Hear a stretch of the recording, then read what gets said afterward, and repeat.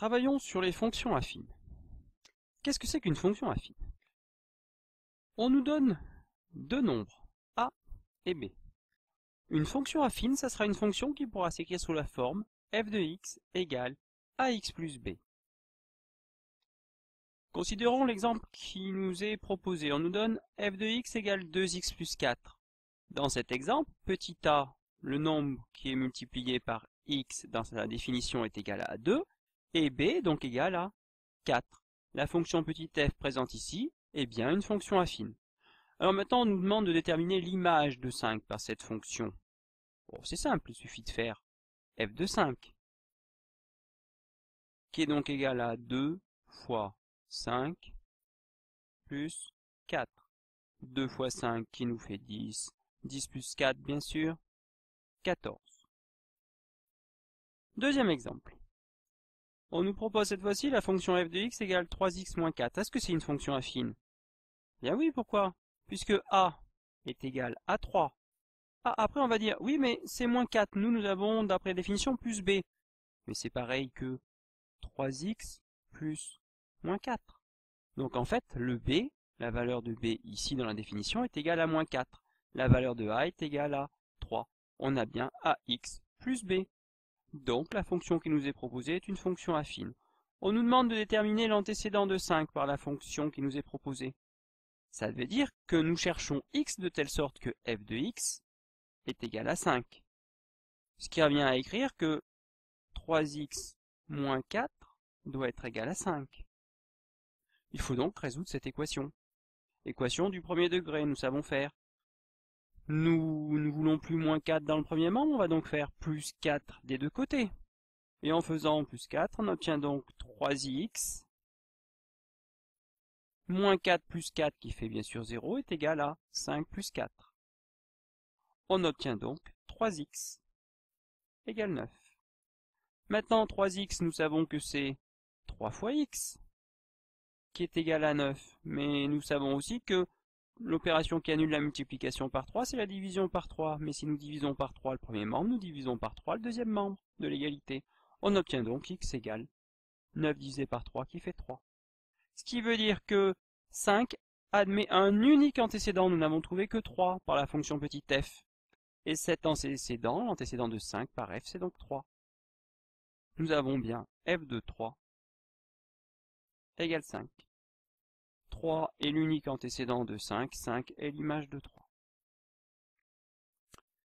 Prenons quelques cas particuliers. Considérons une fonction affine, donc f de x égale à x plus b, où on nous dit que b est égal à 0. Cela signifie que notre fonction s'écrit f de x égale à x. Ça ne vous rappelle rien? Bien sûr, lorsque b est égal à 0, notre fonction affine devient une fonction linéaire. Nous avons déjà fait ce chapitre. On peut donc dire qu'une fonction linéaire est une fonction affine particulière pour laquelle b égale à 0.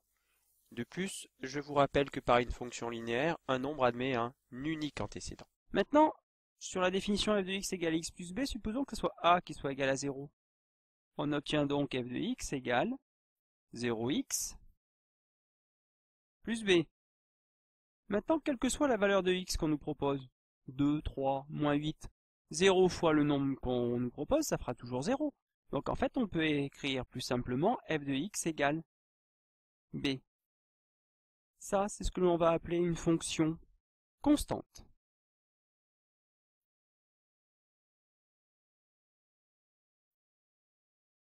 Alors pourquoi ce nom constante? Ben, tout simplement parce que, quelle que soit la valeur de x qu'on nous proposera, le résultat vaudra toujours b.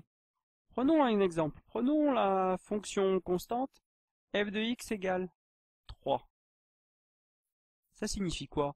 Eh bien que f de 0, si on veut calculer, il n'y a rien à calculer, on obtient 3. f de 2, on obtiendra 3. f de moins 5, ben, si f de x est égal à 3, quelle que soit la valeur de x, c'est bien toujours égal à 3. f2, allez, 1 tiers, c'est bien toujours égal à 3. Nous allons donc pouvoir faire quelques petites remarques. Tout à l'heure, nous avons calculé l'antécédent de 5 par une fonction affine sous la forme ax plus b où a et b n'étaient pas nuls, et on a obtenu un seul antécédent. Maintenant, si on regarde 3 qui est ici, un antécédent de 3, nous avons 0, nous avons 2, nous avons moins 5, nous avons un tiers. Donc en fait, 3, si on travaille bien sur f de x égale 3, 3 admet une infinité d'antécédents qui sont tous les nombres possibles en fait. Maintenant, si on vous demande, et on travaille toujours sur la fonction constante f de x égale 3, est-ce que 5 a-t-il un antécédent? Toujours avec cette fonction. 5 a-t-il un antécédent?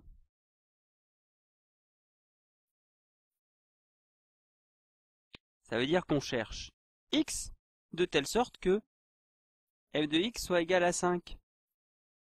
C'est-à-dire qu'il nous faut 5 au résultat. Or, qu'est-ce qu'on sait? Que notre fonction c'est f de x égale 3.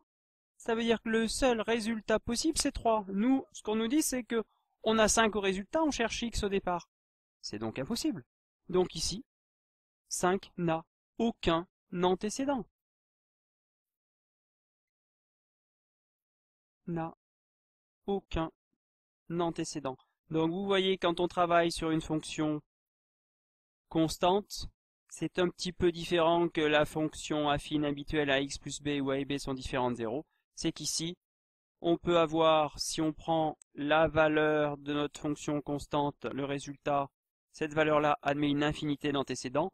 Mais si, toujours en travaillant sur cette fonction, on prend une autre valeur, comme ici on a pris 5 au lieu de prendre 3, 5 n'admet aucun antécédent. On ne pourra jamais trouver un nombre qui donnera 5 par cette fonction-là.